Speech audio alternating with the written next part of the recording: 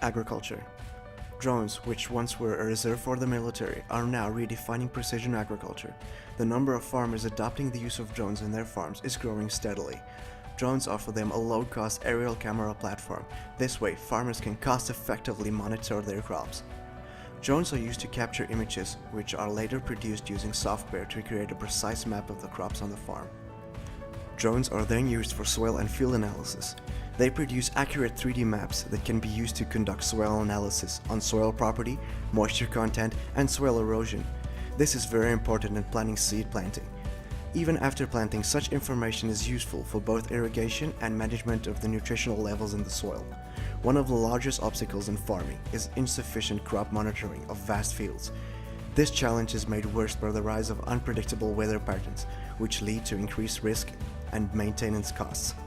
Drones can be used to develop time series animation to show precise crop development, which reveals production inefficiencies, hence better crop management. Extreme weather conditions are on the rise.